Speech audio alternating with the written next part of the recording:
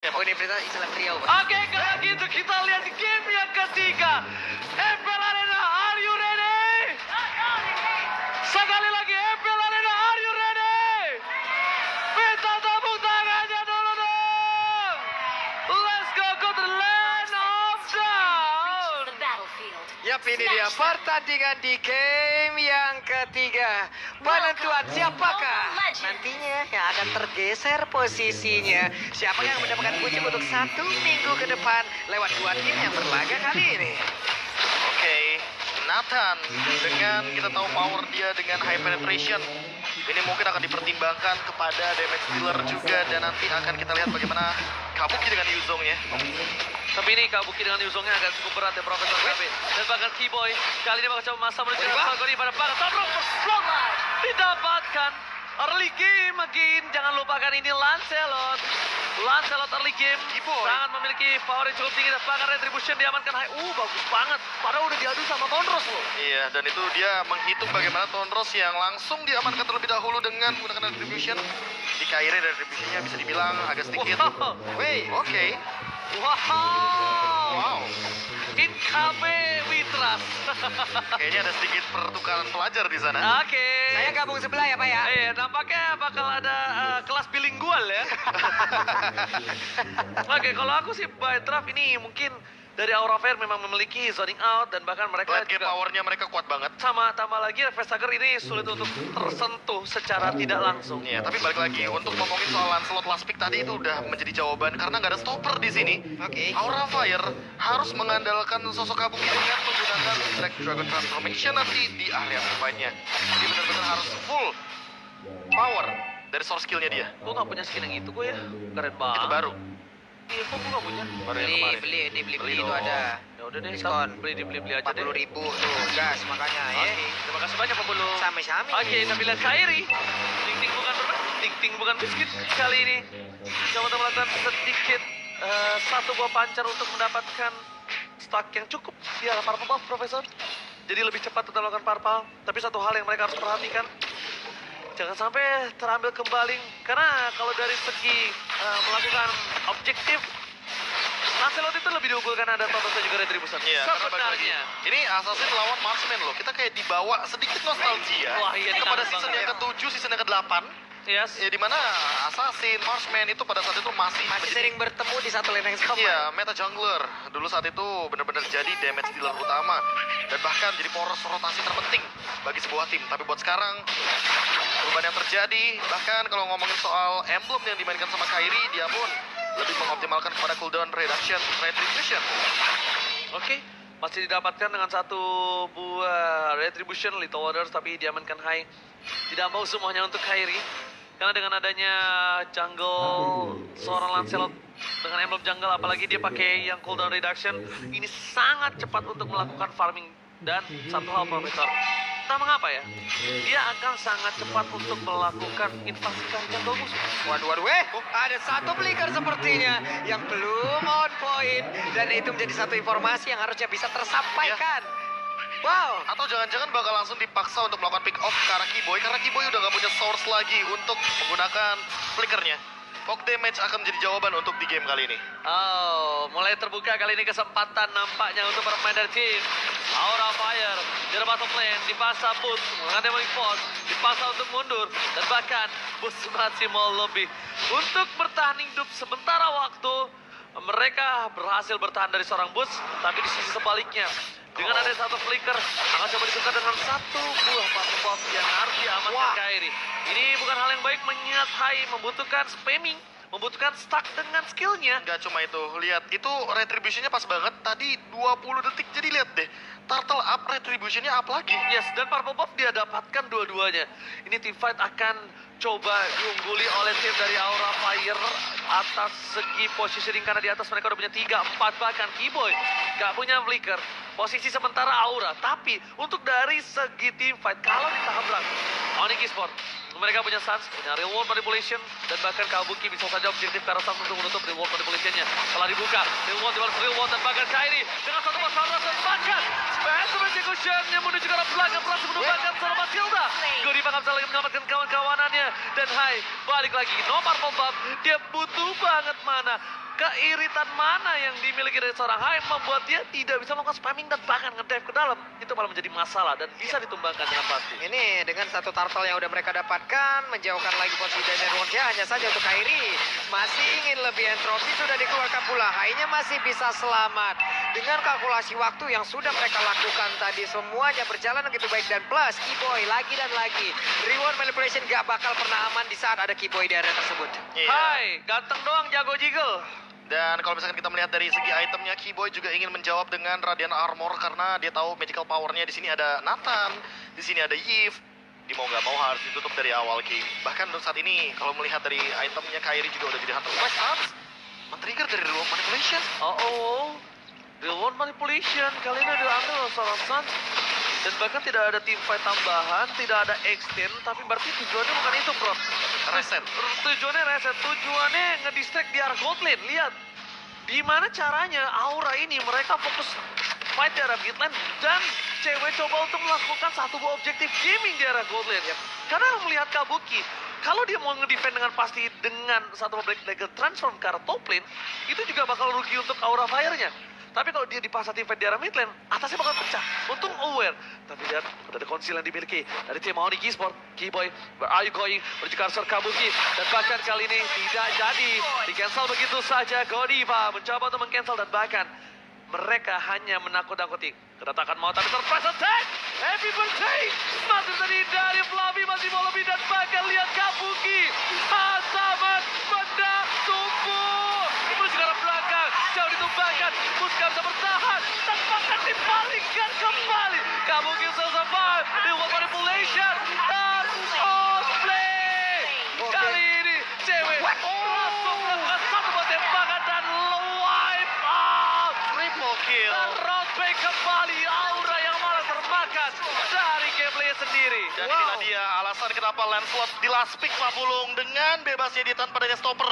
Hanya Kabuki dengan menggunakan Black Dragon Transformation Tapi untuk melakukan stoppernya. Kabuki Itu setup butuh ke belakang. Iya, setup balikannya tadi padahal udah baik banget loh. Sudah sangat baik mereka di mana dicicil terlebih dahulu dengan ada pergerakan dari Fluffy. Lalu Kabuki langsung lagi untuk bisa membawa rekan-rekannya. Hanya saja Beatrix terlepas. Beatrix free space banget. Ya udah, begitu hasilnya. Iya, dan ditambah dengan bagaimana triple kill dengan menggunakan satu runner yang basic attack-nya udah pasti bakal gak bisa bergerak sama sekali targetnya. Dan itu Facehugger magical dengan reward damage pula. manipulation itu udah begitu tinggi dari CEW dengan satu tembakan saja. Itu satu pengantar magical damage, darahnya juga gak begitu tebal dan juga Oh my god, Real World versus Real World. Facehugger menutup sendiri karena Keyboy di sana. Ditakut-takuti, digeretak, tidak mau di freestyle kali ini. Dan barah pemain dari tim Onyx, mereka nggak peduli sama Godiva karena dia bukan pakai Lolita sekarang. Iya, ini saya kaget tadi. Wesker sampai Rena Rapati, Pak. Saking cepatnya itu. Wow, dan bahkan Sans lihat again. Dibalikan kembali, poking dia masih memiliki cewek, Renner apa Kairi nih? 1v1. Kairi 1v1 situation di arah top lane dengan seorang Fluffy nampaknya masih dimenangkan oleh Fluffy dari segi helpernya. Ya, setengah darah tapi Kairi barusan juga sudah menyelesaikan Death of Despair. Wow, Sementara berani power banget ya. dari cewek, iya, habis dari satu item, Hunter Strike langsung menjawab dengan Death of Despair. Dia mau menjadi eksekutor atau finisher di game kali ini. Tapi kalau ngomongin soal cewek, ini malah menurut aku yang lebih hati-hati kalau seandainya nanti cewek udah ada di level yang ke-12. Sekarang udah bakal lebih mematikan lagi. Oke, di sisi sebaliknya para pemain dari tim Onyx Esports, mereka dengan gold difference 6.600. Ini menjadi sebuah keuntungan ketika Fluffy di arah top lane. Dia sangat baik mendapatkan satu objektif gaming. Ditukar. Dia mau nggak mau harus mendorong laning yang dimiliki dari tim Onyx Esports. Dia tidak ada sedikit kekurangan dan Fluffy harus pulang sekarang karena lihat para pemain dari tim Onyx Esports udah mulai menyadari ada keberadaan split push yang dimiliki tim Aura. Terdeteksi dari Keyboy, mencoba dikejar. Aduh. Takut track dan one last hit. Sorry to say Fluffy, can you do it? Rena Rapati!